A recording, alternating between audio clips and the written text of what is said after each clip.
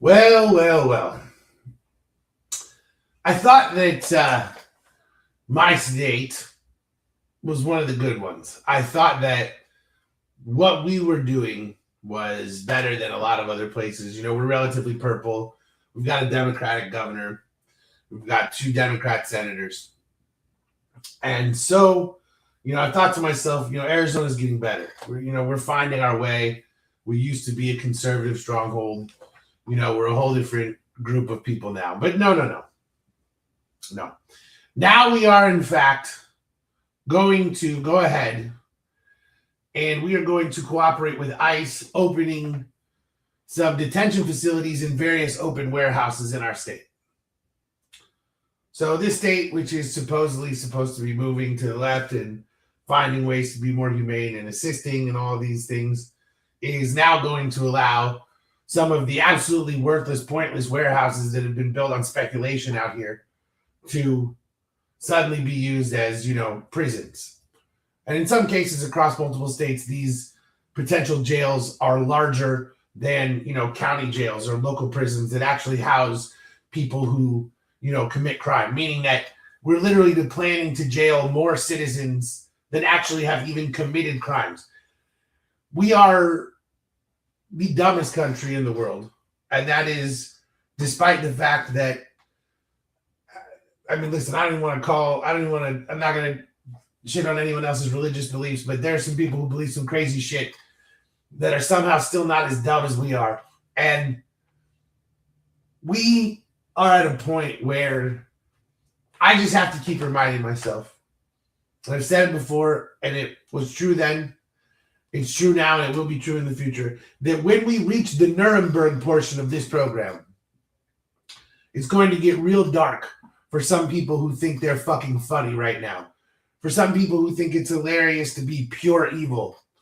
Just wait until we get to the point of this program in which there is no more tolerance for your evil bullshit, in which there is no more allowing of you to just violate every single federal law that exists because, an 80-year-old piece of shit who literally shits himself every single day said so. No.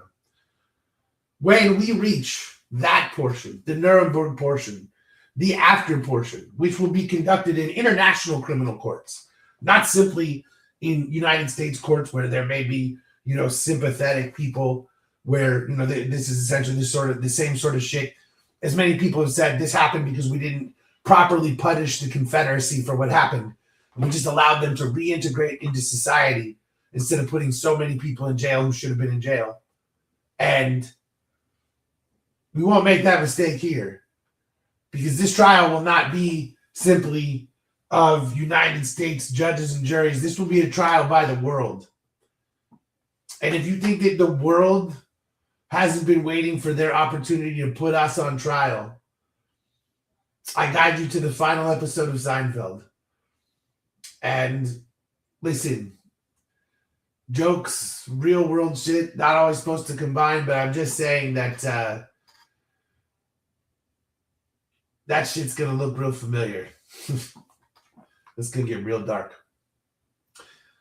So, since we always have to start with the darkness, we got to bring back the light, right? We got to bounce it in with some new attitude, with some good attitude. I feel like there's some good attitude. I feel like I know someone who's generally pretty good at bringing good attitude, but what's his name?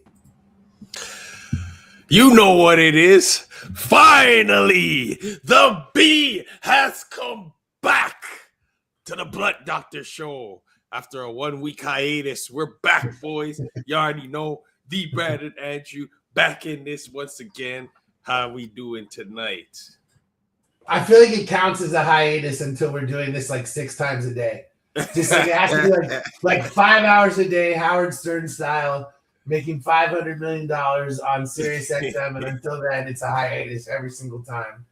Because I like the sound of that. When I originally started the show, I said to myself, I'm going to do it every single day. And I have not done it every single day. I've not even come close. Keith says it, and he says it right. Cannot wait until everyone is held accountable. I agree. Listen, it's coming for him. It will be coming for him soon. We just got to get there. We got to get through like 3 more years of this bullshit. Maybe not even that long. Maybe really only like 1 more year. And then some good things can happen. But hey, at least until, that 1 year is over, we have the ability to talk about basketball all the time, especially with our Canadian friends. You live in a country that isn't insane. What's that like? Hey, man, sometimes I be watching news and I'm like, are we really not insane? Some of these policies be making life a little bit more difficult for us, but we're definitely, I guess when you line us up next to you guys, we're sane by relativity. So there's that.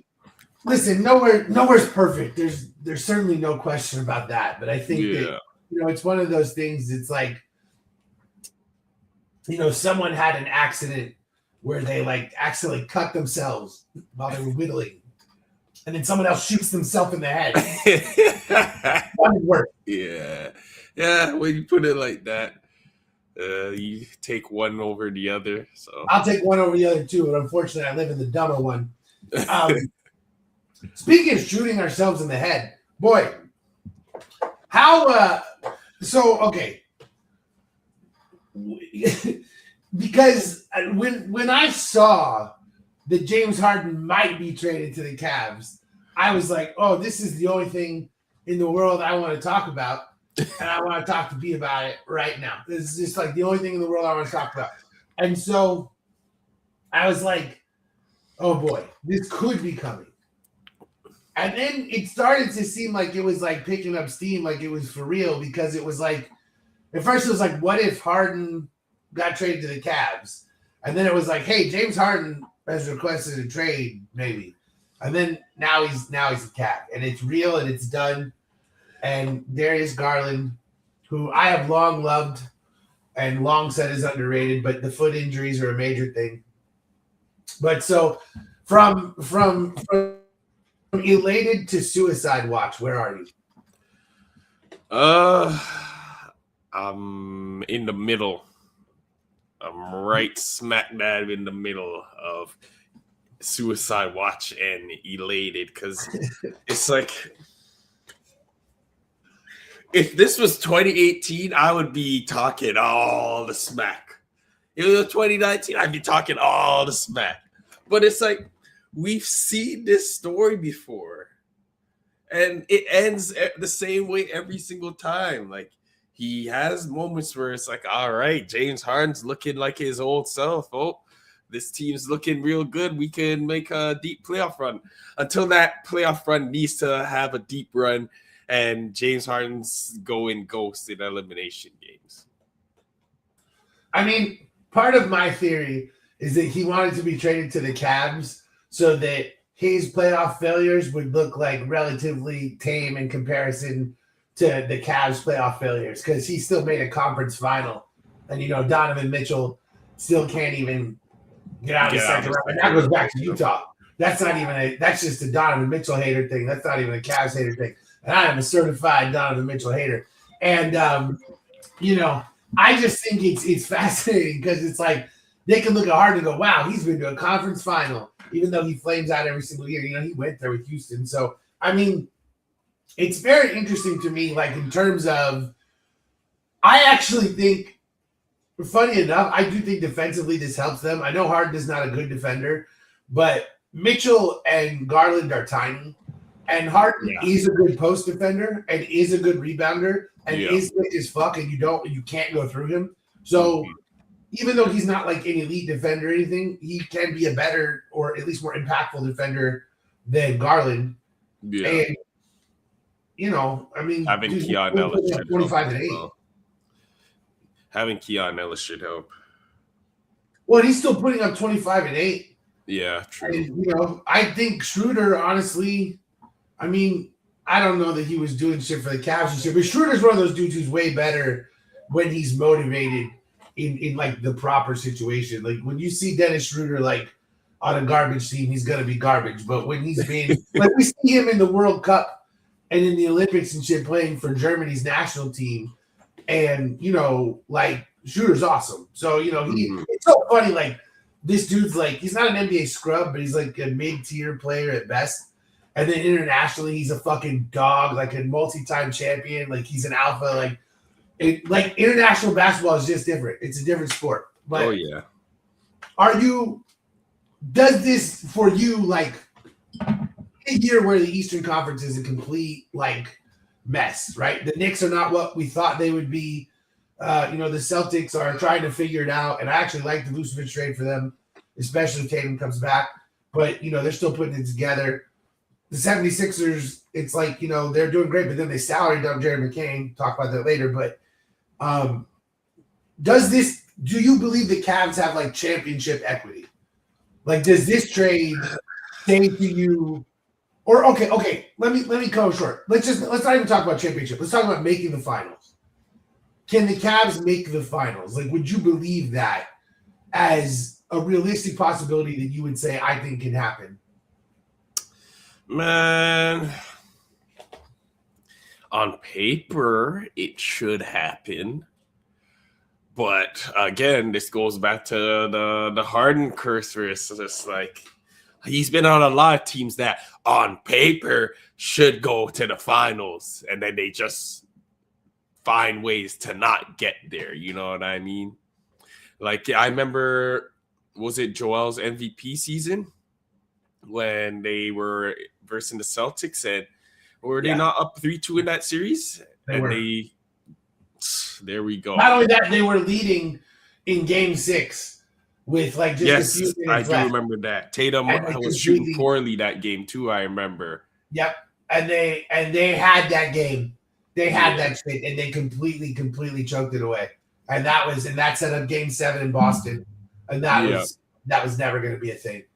And that honestly, aside from the Golden State series where Chris Paul, pulls his hammy, that's Harden's biggest joke, because they really had an opportunity there, Mm-hmm. And yeah, I don't know. It all depends how Mitchell adapts to being next to Harden as well, because I know it was like a little bit of work for him and Garland to make it work. So that's the thing. It's like, are the Cavs going to reorient their entire offense into Harden ball? Yeah, that's the thing. Like, I guess he's probably a better playmaker than Mitchell is. He'll probably be able to find Jared Allen on a bunch more screen and rolls. Well, it's like, I'm just trying to figure out where Mobley fits into all of this. Well, I think it stunts Mobley's offensive growth for sure. I mean, it's been stunted. They pretty much turned him into Cleveland Rudy Gobert. Yeah, with a little bit better offense. I mean, he'll catch lobs. Harden will get him endless lobs, but if the idea was to develop Evan Mobley into more of an offensive hub, adding James Harden is the exact opposite of the way to do that. But I don't know what the thing is that Garland's been hurt most of the season and Mobley still hasn't developed. So you put it on Atkinson. The thing is, Kenny Atkinson is renowned as a player developer. I'm just saying, like, you put it more on him than you put it on Mobley for not putting in the work, say. True. Very true. I mean, I don't know. I don't watch every Cavs game, so I don't know. Like, when I just feels Mobley, I'm always impressed with him, but I don't know. It just feels like it's Donovan Mitchell and the rest of the other guys get the scraps of whatever is left. That's what I've seen this season, because he's putting up some amazing numbers, but it's like it's numbers he's putting up where it's just him going into business for himself and scoring. And then it's like, oh, I don't have it. Let me find one of these other guys and let them try to figure it out. Well, and the other thing about that is that only gets worse with Harden coming on board, because, the idea of it becomes even more of a, those two guys are going to take every single shot. And if you stagger them, that means it's 48 minutes of, 30 minutes of James Harden offense and 18 minutes of, Donovan Mitchell offense. And it's like, I don't know what that, I don't know how this all works in terms of, this is a tough thing to blend mid-season. Yeah. And I'm reminded of when the Suns acquired Kevin Durant, at the trade deadline. And it just, I mean, we took 2 games off the Nuggets, who won the finals that year. So, like, it wasn't like they were garbage. Like, they hung in a little bit, but, it's hard to work in a dude like this at the deadline. Like, this is a big swing. And you would assume that they're doing this with the intention to pay James Harden because you're getting rid of a 26-year-old point guard. I would assume you're expecting Harden to be there for like the next couple seasons, right? Like you're not doing this. I've heard that I don't know how true it is. They might be trying to get LeBron to come back for that retirement tour. So, I mean, that would be some shit, dude. Like Harden, Donovan Mitchell, LeBron, Evan Mobley, Jared Allen. I mean, that would mean LeBron was up there on like a minimum or a mid-level. It'd have to be like a vet man or something. Yeah. Well, and it would also be interesting, like Jalen Tyson, who has after what he said. yeah, dude. That was Donovan Mitchell's team now. You see that he apologized for that though? He walked it back the same night. Yeah, that poor guy, dude. He was trying to support his teammate in our soft ass world. For anyone who doesn't know, after the Cavs, like Donovan Mitchell had a huge night, and Jalen Tyson was like, "This is his team now. This is his city. Donovan Mitchell's the greatest Cav ever, or whatever." And like everyone was like LeBron, and so he had to like later that night like issue an apology. Like in our day, in our day, I'm 10 years older than you. In my day, I'm old, but you remember back when like there used to be hatred between. Guys. We've gotten real soft. And again, listen, it's the AAU stuff. These guys grow up together.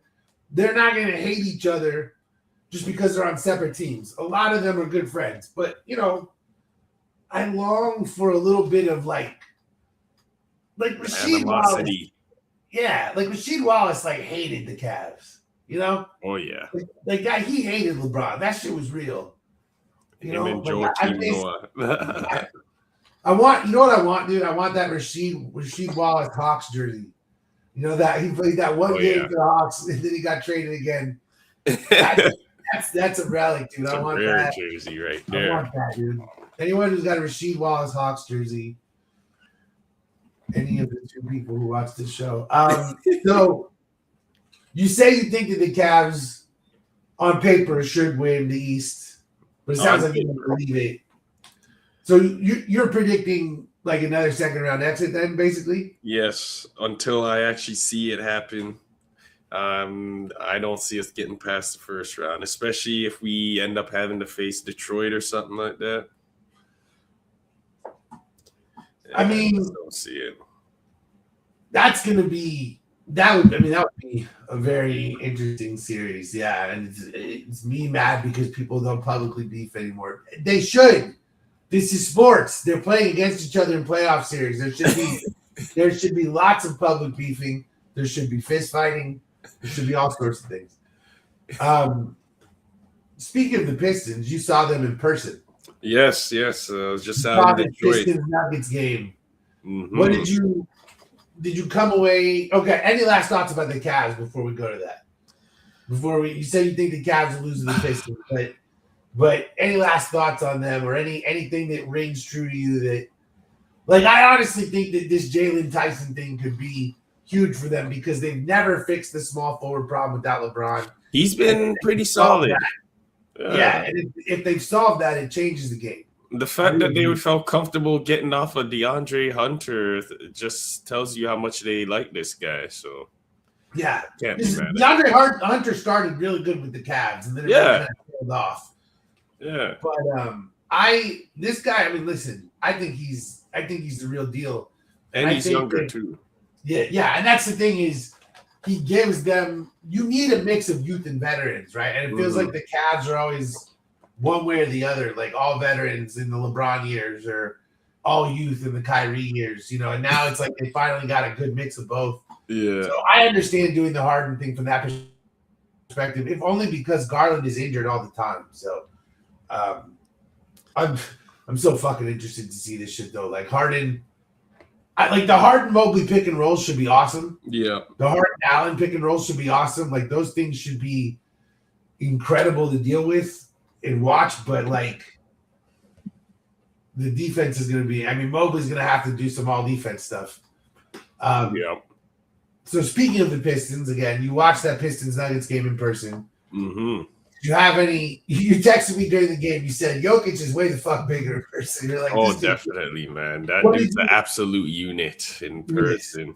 I've seen the dude only from the nosebleeds, and I was like, that is a large motherfucker. It's funny when you see NBA games in person, though. Like, I remember I had floor seats to a Suns Kings game, and unfortunately the Kings won. But watching De'Aaron Fox, like seeing how fast he is on the court and how much space he can create, brother, like seeing that in person, I was like, it was unreal. It's almost like you're watching a completely different game when you actually see it with your naked eye. Like everything, like I feel like the camera, like the whole like broadcast angle, you never actually see how fast these guys are actually moving in like real time. It's like, man, like I seen Jamal Murray play last night. And it's like I knew he was good, but it's like seeing like certain angles and like the physicality that he plays through. It's like this guy's something. He's really nice. No wonder he made the All-Star this year. Yeah. There's a lot more to watching basketball in person, especially because the camera is angled at what they want you to see. Yeah. And so you at the game you can take in so much more because you're able to see how everything is developing, not necessarily just what's in the shot, Yeah. And like there's just certain passes that you're like, when you see it on the TV, it's like, how did he even make the pass through? And then you see like the actual angle and you're like, oh, okay. That was a very good pass. That was a good vision on the court. Another thing, Tobias Harris, man. I thought it was stressful watching him play on TV. It's even more stressful watching him play in person. Like, holy smokes. There are so many times where like he had an open look and it's like he's pump faking and dribbling into the. I'm like, what are you doing? Just shoot the ball. And you already know my favorite Cavalier is the Cavs legend, Karis LeVert. Oh, I didn't even think about that, bro. Oh man. I forgot. He showed up. He had a couple of plays, so I can't knock him too much. He had a much better game when I went to watch the Cavs versus the Raptors a couple of years ago, but I'm definitely not missing him on the squad. I can tell you that right now. I do not miss that guy. It is one of those things, though. Like, I remember earlier this year, I went to the Suns-Pelicans game. Mm-hmm. And the Suns beat the shit out of the Pelicans. It was the game Grayson Allen hit 10 threes. It was a whole thing. But what I really noticed watching the game, because the Suns were up by like 20 the whole game. Yeah. So you start watching other things because, the game itself is fine. But I watched Derek Queen very closely. Mm-hmm. And I was like, this motherfucker can play. Like, because, the Pelicans got railed for, giving up a future first to trade up for him and all these things. But, like, when you watch that dude in person, when you see, like, the handle on a guy his size and you see just the quickness of his hands, and so I was like, dude, this guy can play. And there is something to being in person. And like you said, seeing the speed in person when it's not motion smoothed by a camera and all these things. There really is something. There's something more to the game, and I love going to the game. I'm taking my son to his first game, April 7th. We're gonna go see the Suns Rockets. The KD coming back to Phoenix, and there's something about that.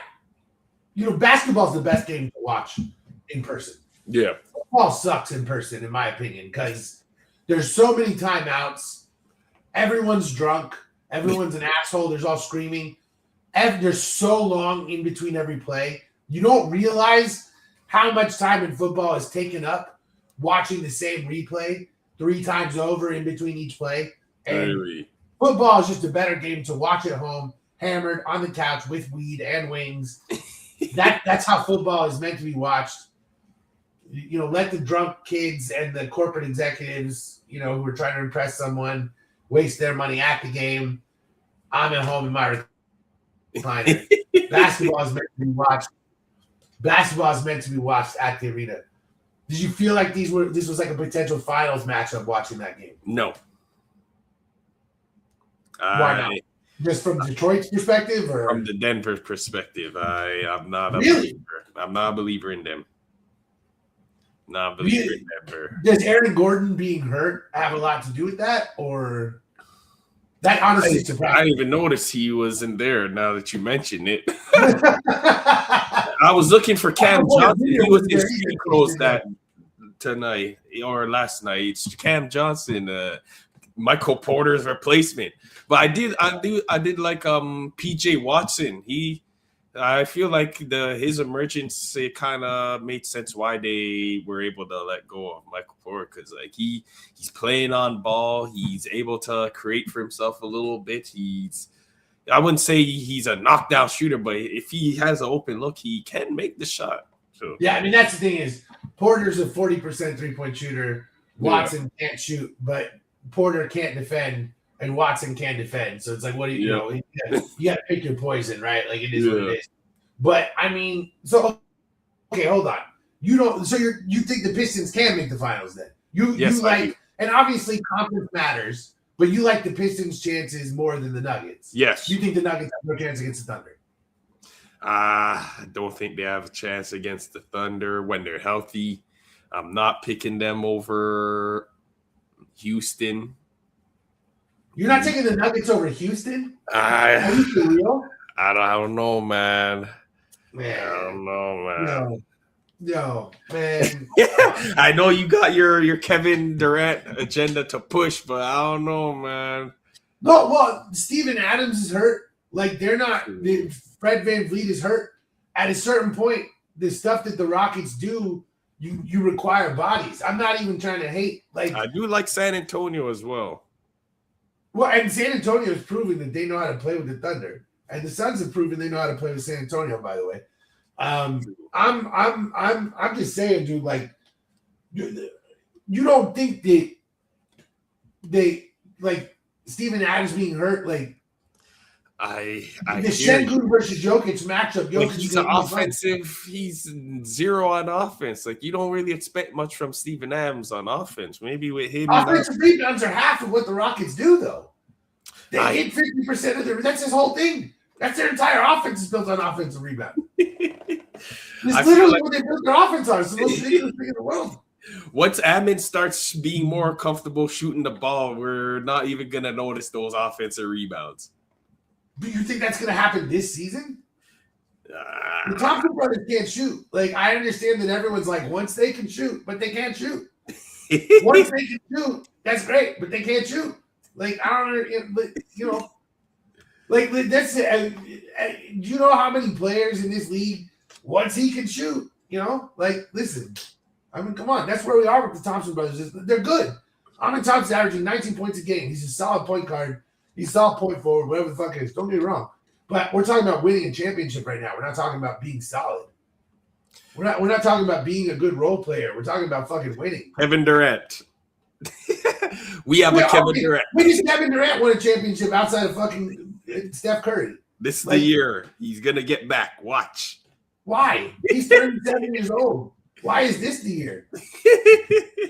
It just feels different. I don't know what the Suns are going to finish with a better record than the Rockets. I'm putting that shit to you right now. Ooh. The Suns are going to finish in the top 4, and the Rockets are going to finish in the top, 7. That's what I'm telling you right now. Spicy take right there. It's not even that spicy to take. We're one game behind them. We're one game behind them. They have the tiebreaker over us, but we're coming for that shit. Valid point. The last game we lost to Booker didn't even play. We lost by 3. And that's the same. We did that shit to the Thunder too. Listen, I'm back on my Phoenix Suns soapbox. Don't even Dylan Brooks for MVP. Okay, he has completely turned the Suns culture. He has completely changed. This was a moribund laughingstock of the NBA franchise that had made a series of the worst transactions of all time, and now nobody wants to play the Suns because they have a feisty ass defense. And that's all because Dylan Brooks is the asshole who, you don't want fucking your sister, but when he's married to your sister, you love that guy. You know what I'm saying? That's who Dylan Brooks is. Like, it's Dylan like, the villain. yeah. Him and Colin Gillespie, they're bromance, dude. Like, I love this Suns team, but you know me, I can go on forever. So, all right. So I'm honestly surprised. So is that more about the Thunder, or you just? I agree with you. The Cam Johnson thing has been horrible for the Nuggets, but are you just like believing the Thunder are insurmountable, or are you just like you think the Nuggets? Not that they're insurmountable. I wouldn't say insurmountable. I just think that now that they figured out how to win, they're gonna parlay that into more wins. And I think that there's a good chance that they can do it again versus Denver. So you take the Thunder over the Nuggets, which is fine. That's reasonable. You said you take Houston over the Nuggets. That's lunacy, but that's fine. Would you take San Antonio over the Nuggets then? Yes, I do think this is going to be Wemby's year where he's going to outplay Jokic, and folks will be like, wow, does he actually have a chance to be in the GOAT conversation? Were you NBA cognizant and old enough in LeBron's 2007 finals year when they played the Spurs with the Cavs? Yes. I feel like Wemby going to the finals this year could be a lot like that, in which they sort of make the finals way early because of one player's greatness, and then an older veteran team just sort of beats the shit out of them. And I could see any sort of one of the Eastern Conference teams being that. Like, if it was Spurs Pistons, I don't know, man. Like, that's Cade versus Wemby. Who the hell knows? But, like, if you gave me, like, the Celtics against the Spurs, I think the Celtics would win. If you gave me the Cavs against the Spurs, I think the Cavs would win. If you gave me the 76ers against the Spurs, I think the 76ers would win. Because I just think in the finals, in the way the game is slowed down, with the incredibly slow pace, with the incredibly physical play, I think you can beat up on Victor Wembanyama still. And I think that could be where Joel Embiid retains and gets some of his glory back, is getting a championship over his fellow Frenchman, who's like the up-and-coming superstar. As Embiid's star is fading, he wins an NBA title with the Sixers against Wemby. That would be a story. You know what I'm saying? I could see that. Never forget, he did drop like 70 on like a rookie Wemby too. So listen, dude, Embiid is looking like Embiid a little bit lately. Like, I didn't ever know if he was going to be Embiid again, but he's starting to look like Embiid. So I mean, I don't know, man. And listen, let's talk about it. Let's just, Embiid in the Olympics, he went head-to-head with Jokic in that fourth quarter against Serbia, and he motherfucking delivered. Like, we do not win that championship. That last gold medal, we don't win it without Joel Embiid. All of the time they spent campaigning to get him was worth it, because in that fourth quarter, he legit just fucking took it to Jokic. Dude, even my mom was watching those games, dude. Like, my mom is like not a basketball person at all. And even my mother is I texted her, she was like, Steph Curry's amazing during the final. Like, my mom doesn't know anything. So it's like, I've seen Embiid be great, and I can see that shit. But are there any other teams in the West that you take over the Nuggets? You've got them, So you have them basically, you've got the Thunder, the Spurs, the Houston. The Houston. Is there any other teams you put over the Nuggets? I would want to pick the Lakers, but I don't know. They don't have the facilities for that. They don't got the facilities for that one. I had to turn the show off if you pick the Lakers. So listen, it's not wrong. The only thing is, without Aaron Gordon, the playoff experience among that group is really limited to Jokic and Murray. Yeah. Because, Cam Johnson went to the finals with the Suns, but he didn't play there with the Nuggets. And unfortunately, listen, I was a big, dude, Cam Johnson on the Nuggets is going to be amazing. It has not been amazing. I have to be honest. I love Cam Johnson. I always will. I thought that fit would be so good. It has not been so good. Man, I know you missed that 2021 Booker led Suns with Chris Paul. I know honestly, you missed them. Can I tell you some truth? Can I spit some game to you? To me. This team is more fun than that team. As much as I love that run, as much as I love that run, and I loved it, do not get me wrong, this is a more fun basketball team. This is the most fun I have had watching basketball since the 2013-14 Suns, which is the year that they won 48 games and did not make the playoffs, but it was the year that Goran Dragic fucking went off, and it was the year that Gerald Green had the best year of his career. Gerald Green, like as I've said many times, Gerald Green used to dunk the ball like the rim had done something to his mother, and he was going to get that rim back for it. And that season, Gerald Green was that 2013-14 Gerald Green is my favorite basketball player of all time. Even more fun than Michael Jordan. I love Michael Jordan, don't get me wrong, but it's like Michael Jordan's the GOAT. It's easy to sit there and say that Michael Jordan's your favorite player. You got to get into the weeds and tell me someone you actually love. And 2013 Gerald Green, we got to get him on this show or on Sunday Night Suns. I got to talk to this dude. I bet I can make that happen. Go. We're going to start tweeting at him. We're going to start tweeting. I'm just telling you, this Suns team is more fun than that finals team. They play defense. There's no DeAndre Ayton drama.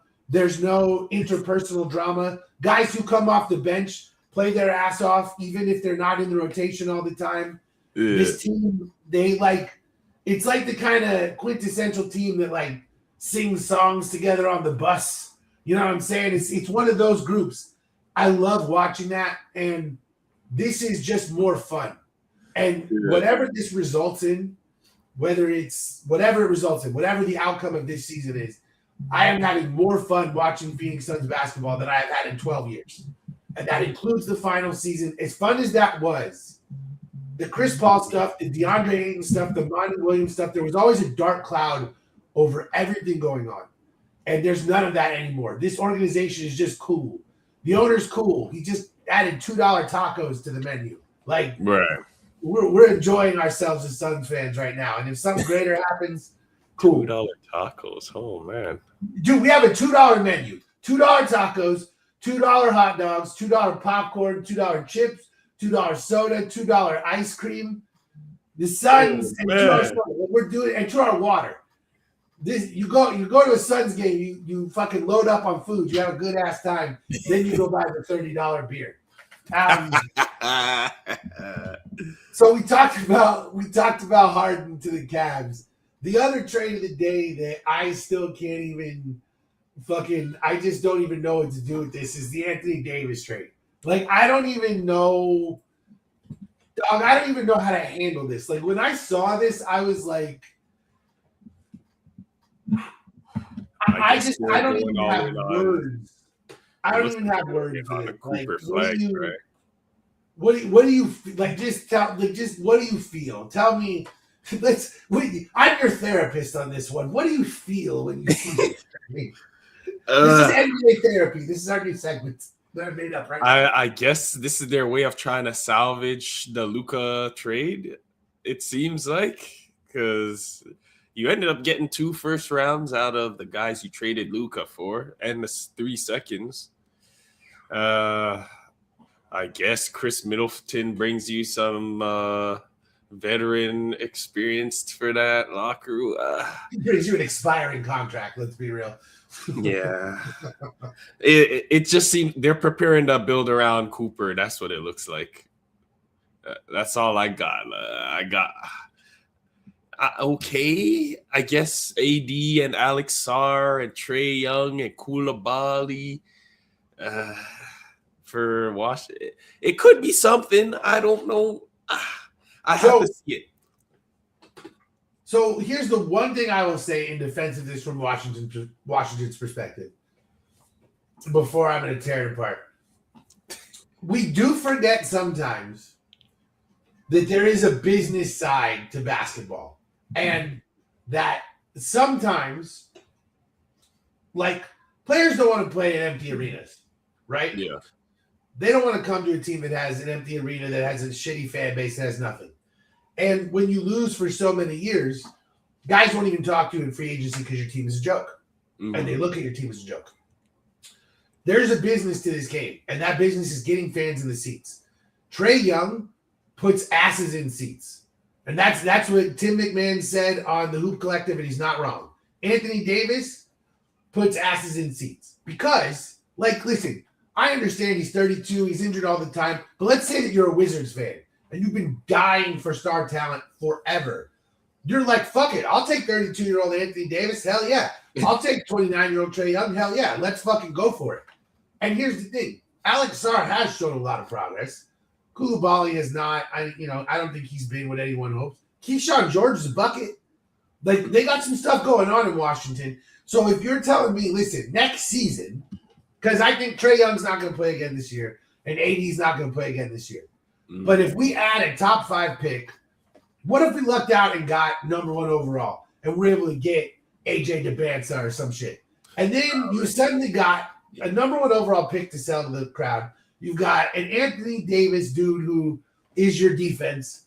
You've got Sarr, who is, kind of up and coming. You've got Trae Young, who is fun. Like, people will come watch that team. And if people come watch that team and they win a few more games, then guys might start to be a little bit more interested in Washington. And I do think that there is a little bit of that to this. Not that free agency is going to be the way that you win, but agents will steer players away from teams that they think are garbage. Yeah. And so I just almost look at this from the perspective of Washington's like, man, we just need to put like a competent team on the court to make people remember that we can play basketball, and yeah, I honestly, they could make next year, like if you had the number 1 overall pick and you have Trae Young and AD and Alex Sarr, you might make the playoffs. It might be the play in, but it is the East. I mean, it is, like you said, B, I think the truest thing is this was them trying to recoup whatever they could, in the Luka trade. Like, they know that shit was stupid, but it was the previous regime. It doesn't matter. You got to get as much as you can for AD. And the fact that they were able to get 2 first-round picks for it, I do think is honestly pretty damn good. Yeah. I mean, he's barely played, so, I'm honestly – but then, again, all that being said, you have to pay Trae Young $50 million next season. Anthony Davis is going to expect an extension. Like, you're locking yourself into a team that sucks instead of just like you could also just do what the Hornets did and flip everything and just continue to build assets until you started to find good players. But they're trying to fast track it again. And every time the Wizards have tried to do something like this, it results in failure. Now, again, if they end up with AJ DeBanza, fine. The next couple of drafts are supposed to be garbage anyway. But it also feels like, yet again, you just traded 2 first-round picks for a 32-year-old. Like, you got Trae Young for nothing, fine. But you had to give up assets for this. Yeah. I just, at a certain point, it just feels like the Wizards will never win. You have to stop trading first-round picks, and they just won't. And, to be a Wizards fan is to live in hell. I feel like being a Wizards fan is like being a Jets fan, right? But then, I guess because the Wizards did win back in. Yeah, the Bullets have a championship in 77. So it's a pretty close comparison. Like, you had one championship, and since then you've had one cool moment. The one cool moment is the John Wall hits the 3 in Game 6 and then stands on the scorer's table and says, "Don't fucking wear black to my city," and sends Boston home. And then they go to Game 7 and Boston wins anyway. But that moment was cool. That was a cool moment. Like that, I bet on the Wizards in that game. So John Wall won me some money. And also seeing John Wall make a 3-pointer was truly amazing. He even talked about it the other day. He was like, I don't know, man, it went in. You know what I'm saying? I don't know. That moment was truly something. But it's when you're the Wizards, if you're the Mavs, though, you're just anytime we have a center, we need to salary dump. They did this with Porzingis. They're like, we'll just call the Wizards. And, oh, man. They got good ties over there, I guess. What do you think of Cooper Flag? I like him. I believe, even if he didn't reclassify and go in the draft last year, I still think he'd be the best player in this draft. So there's a lot of upside with him. He's still another year of seasoning. Dude, if he was a year older playing college dudes right now, he'd be fucking destroying them. Like, Oh yeah. if Cooper Flag was in college right now, he would be fucking destroying those guys. Oh like, yeah. He would be averaging like 35 points a game. A lot of people said he had like one of the best freshman seasons ever. So imagine if he went back for one more year. Dude, I think I honestly like I see LeBron when I watch that guy play. I see LeBron. I do. Like just boy. I do, man. Like I think it's the closest comparison. Like I just don't think anyone has ever done as much on both ends of the court as a rookie as Cooper Flag does, aside from LeBron James. Like I just maybe an older rookie, but an 18-year-old rookie, like this dude, like you don't want to know what's crazy? I'm such a fucking Luka hater. The Mavericks might have won this thing. Not they lost the trade, but Luka Doncic is perennially going to be out of shape. He's perennially going to be checked out mentally on defense. He's going to have a shitty attitude. He's going to be complaining to referees. None of these things have changed at all. I don't care that he did some men's fitness articles last year, that he actually walked on a treadmill or something. None of that shit matters. Look at him now. He's already on his way back to being the Pillsbury Doughboy. I don't give a fuck about this guy at all. And if you're the Mavericks, and like gun to your head right now, if you're the Mavericks and you are drafting a player for the next 10 years, and you have the number 1 overall pick, and it's Cooper Flag or Luka Doncic, I would fucking take Cooper Flag. I'm not kidding, dog.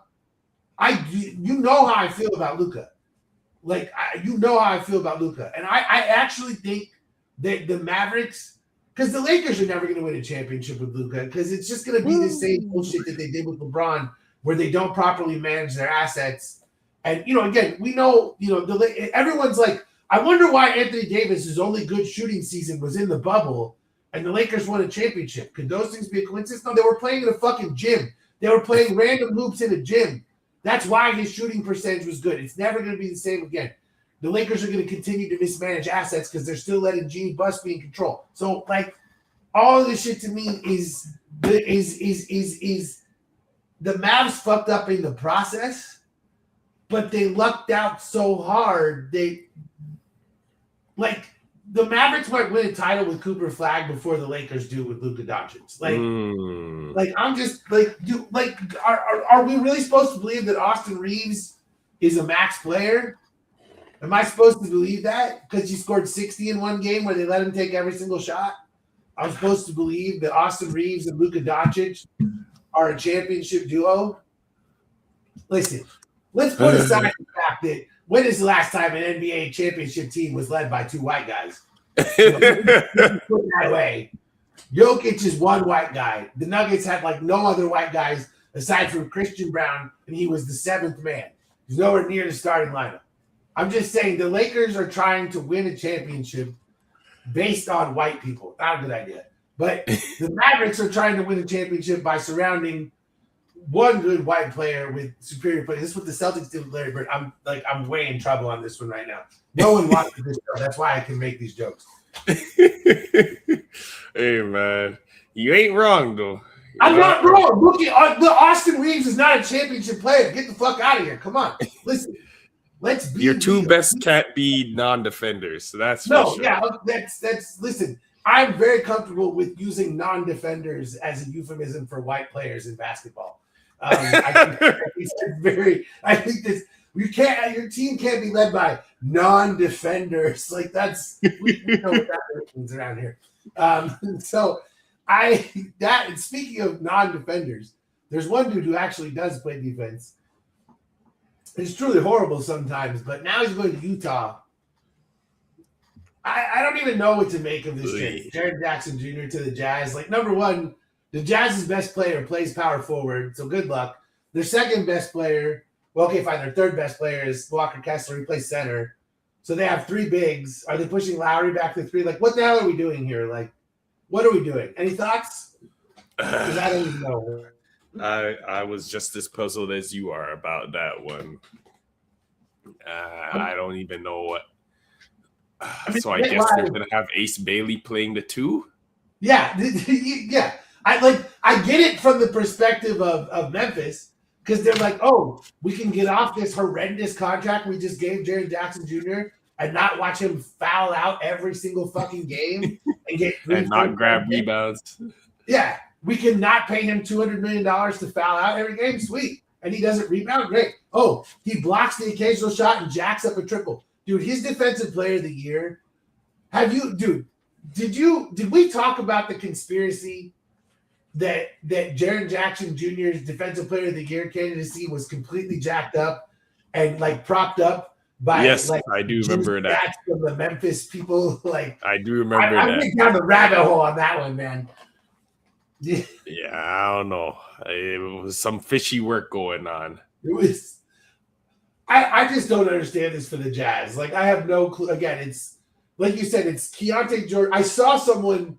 That's what they had as the projected lineup, by the way, was Keontae George, Ace Bailey at the 2, Lowry at the 3, JJJ at the 4, and Walker Kessler at the 5. And it's like, and I know Kessler's out for the season, so that's next year, but it's like, this makes me feel like they're just not going to keep Kessler. And they're just going to, somebody's getting room. I guess maybe Lowry, because I remember hearing him being mentioned in trade talks. I mean, but I guess, yeah. If wouldn't you have already done that deal? Like, why would you? Why would they pay 3 first-round picks to make this complicated? Like, this is just—it's just fucking weird. Remember when Orlando after the lockout year, they not only had Vucevic, and then they signed Bismack Biyombo and traded for Serge Ibaka. Oh, brother. And they had drafted Aaron Gordon. It was like you have too many bigs. Like you can't have 14 bigs on one roster. Like Rob Hennigan. That was the same dude though who tweeted out their draft board saying that they wanted to trade Aaron Gordon for Dario Saric. Like it was on the fucking board. Like, oh, God, embarrassing. Yeah, I don't know. I don't know, dude. Like, I'm waiting for the Giannis trade. Like, I've been sitting here hoping and praying. We're all waiting for it. Yeah, I was hoping that it would come up during this.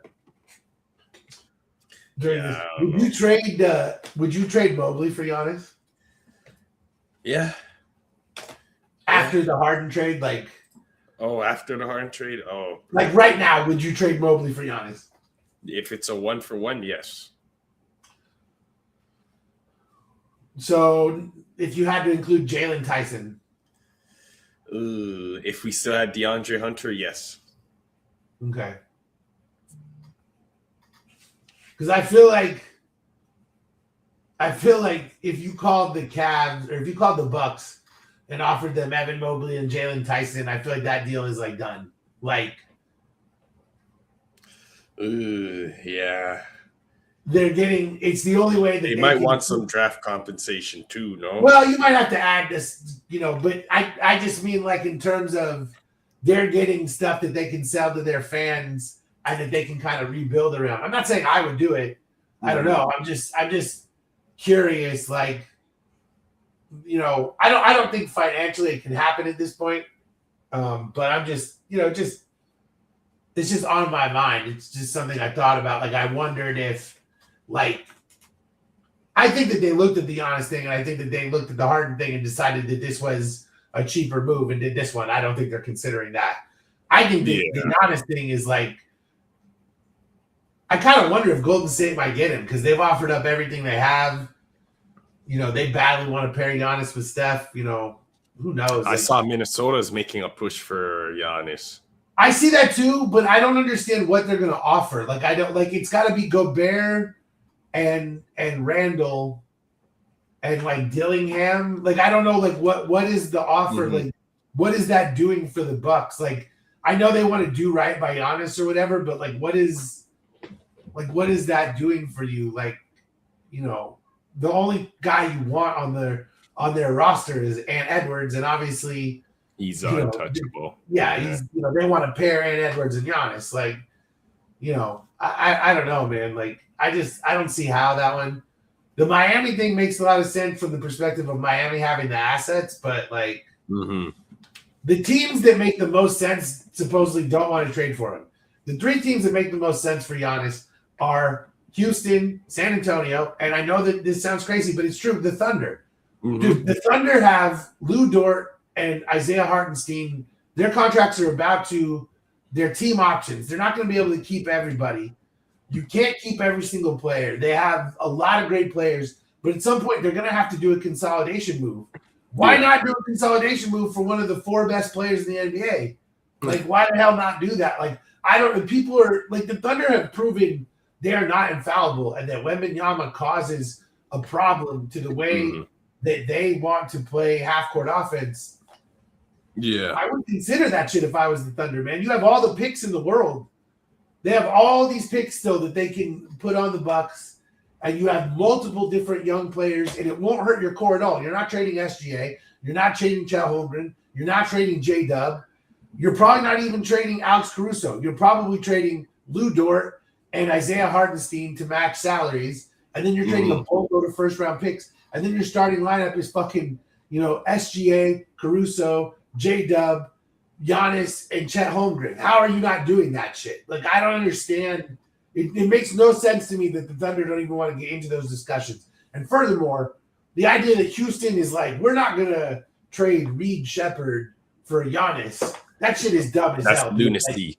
You got all of San Antonio, Houston, and the Thunder should be in on this. I'm not saying they should give everything they have, but you should be making offers, because what if the Bucks take an offer that you didn't think they would take? Like the fact that these teams are like, we're not even in on it, and that they've said literally times, we're not a home for Giannis. Like, that's what Tim McManus reported. Like, I think that shit is crazy. I think it's crazy because instead, what does Oklahoma City do today? They traded for Jared McCain. I like that move though. I love that move for them, but what the hell is that's a salary? Philly. That's bizarre.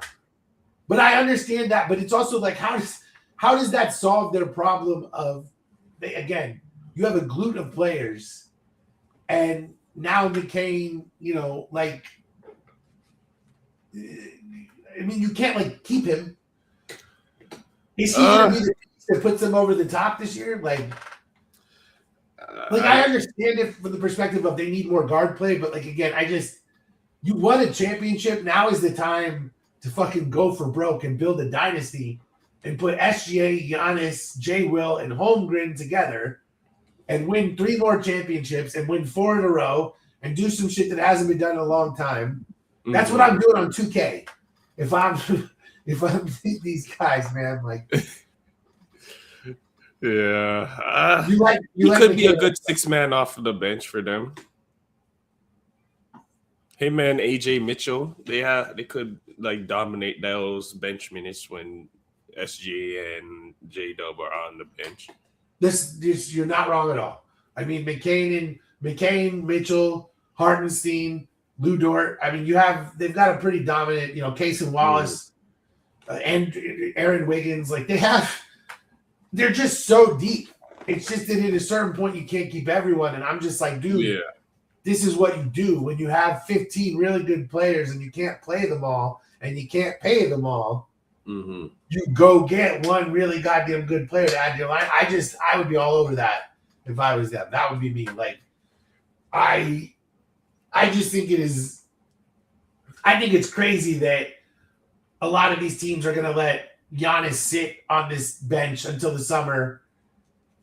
When this is, can you name a year where the championship is more up for grabs than this year in recent years? What is this year? We're way more open than we've been in a long time. Maybe, last year was pretty up for grabs, but the Thunder won 68 games. Mm-hmm. It was the Thunder were up and coming this year. The Spurs have beaten the shit out of them, but then the Spurs struggle with Houston, and they struggle with Phoenix, and then the Thunder kind of struggle with the Nuggets, and it's just rock, paper, scissors. Right. And this is the most open it's been in so long. The Pistons. Why are you not in on Giannis? You've got so many young dudes. You got Tobias Harris's money. You just talked about how stressful it was to watch Tobias Harris play. Take that money, take your picks, go get a fucking superstar to put next to Cade. Go chase a title. These teams are timid. You're trying to win a goddamn championship here. You only get so many chances at this. And so many teams wait until dudes are 37 years old and the price is low enough. And it's like, you just listen. I hate to quote a stupid fucking crypto commercial, but fortune favors the bold, baby. You got to go for this shit. Like, I think we're being too timid. I know that it flopped for the Suns super hard when they went for KD, but like taking that as the only move that anyone has ever made is like not instructive of history of this league. Look at the way that Miami Heat tore their entire roster down to build the big three. Look at the trades that Boston made to acquire, Ray Allen and Kevin and Garnett. Like, yeah, there are multiple times where this shit has worked. The Lakers have done it a billion times. Like, they acquired AD, they acquired Pau Gasol, they acquired, Kareem Abdul-Jabbar, they acquired it's just the Lakers done this shit a billion times. So, like, this shit works. And I just think the fact that teams are going to waste a half season of Giannis's prime because they don't want to give up, second round pick player X who has shown promise. You don't understand what we're going for here. And guys are so terrified. I'm trying to protect my job, and winning a championship is everything. And the fact that one of the best players in the league is going to sit out yet again sucks. But hey, it is what it is. That's baseball, baby. By the way, Mission Impossible Final Reckoning shirt right here, by the way. This is no way. This is the prop plane. But anyway, so any final NBA takes? Let's close it up. Tell me. I told you mine. My hottest take is that the Suns are gonna finish ahead of the Rockets. The Suns are gonna finish as a top 4 seed. That's my boys. I'll give you one more. I think the Pistons are coming out of the East. I really do. I can't get over this is Cade's year. It's a crazy year. I just think it's going to be weird as fuck. And I think the Pistons are coming out of the East. So that's one thing. Would you got any more hot takes for me? While you're thinking, we'll load up some good comments here. I love the Twins, but Brooks and Green would help to be a better combo. It's true. I agree. I love Mikal Bridges. I love Cam Johnson. But Jalen Green and Dylan Brooks, more talent. They're the new Twins for the Suns. I love Jalen Green. Honestly, I got to be honest, dude. He's way better than advertised. So I think Karl Anthony Towns gets traded tomorrow. That's my hot take. Woo! I don't know where, but I think he's getting traded tomorrow. Okay. I think if that happens, it would be part of a Giannis trade. I think that would be like part of a 3-team Giannis trade. Because I don't know that the Bucks want Towns, but I think that Giannis going to the Knicks, Towns going somewhere else, and then assets going to the Bucks. I think you're on. I think you're on to something there, man. Like I buy that. I buy that every time. There we go. Towns to Minnesota. Back to Minnesota. For DiVincenzo and Randall. Like, imagine that. Redo. We're sorry. We didn't mean it. Well, that was my hot take on TikTok that I posted that everyone hated.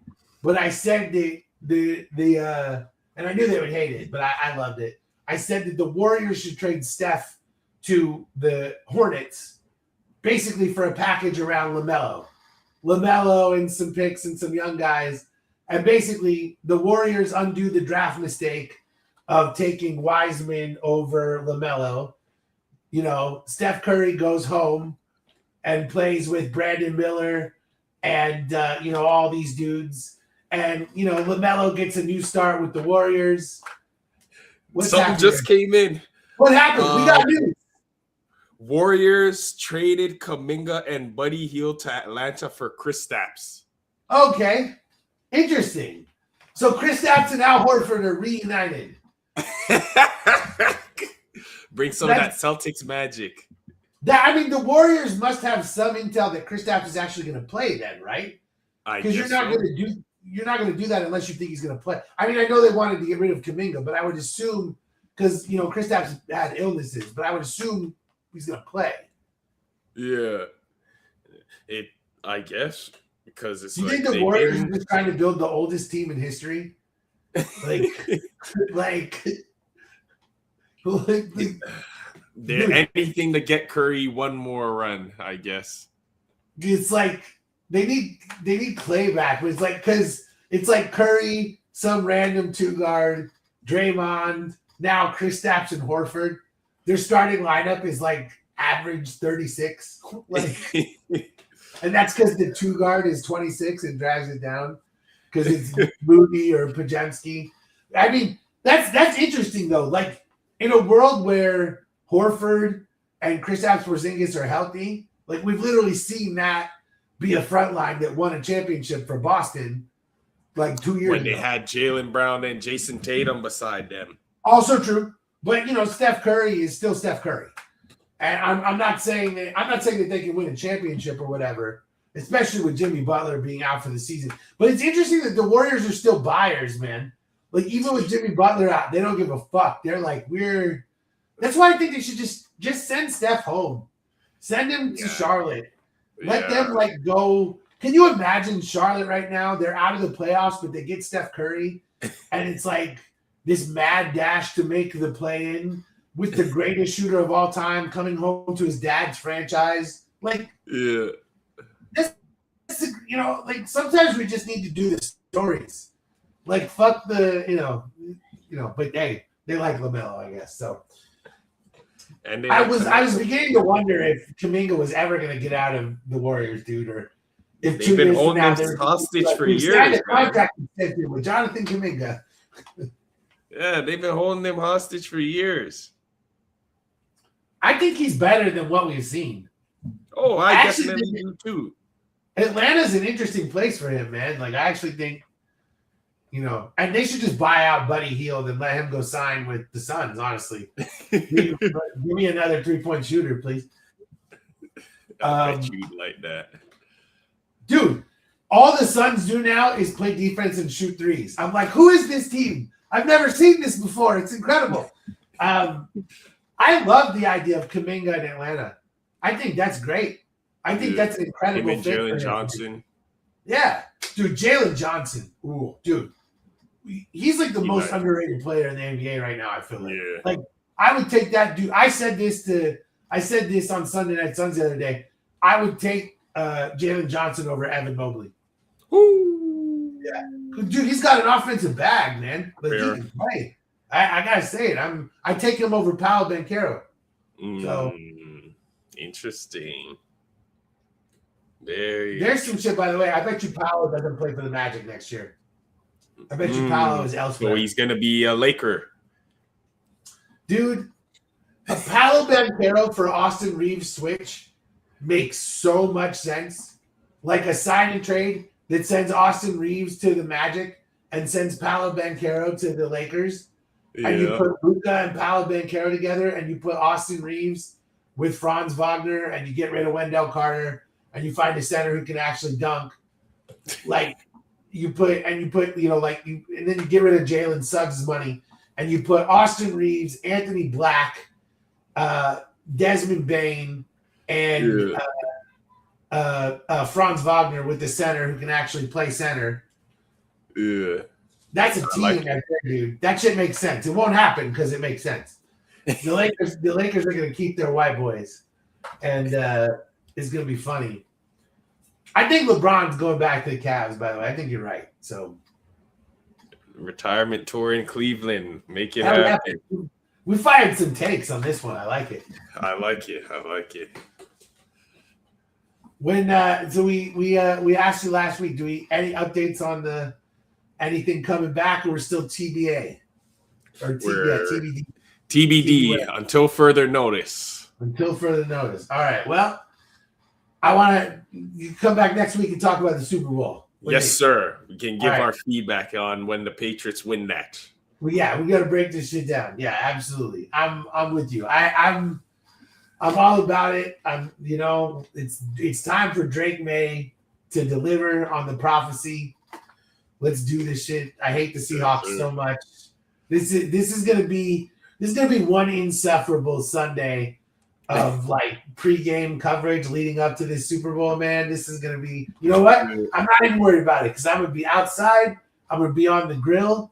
I'm gonna be cooking some burgers and wings. I'm not even gonna be watching it. I don't even need to worry about it. There we Let's go. I'll probably roll a TV outside because I'm a masochist. I'll make myself watch. Man, we gotta win this one. I can't have the Seahawks winning anything. Definitely. I can't have a world where a former Jets quarterback wins a Super Bowl against at our expense. I can't have it. Yeah, we gotta make him see ghosts one more time. One more time. Oh my God! No Venkman and the Ghostbusters to protect. I'm gonna go get that tattooed on my arm tomorrow. See ghosts one more time.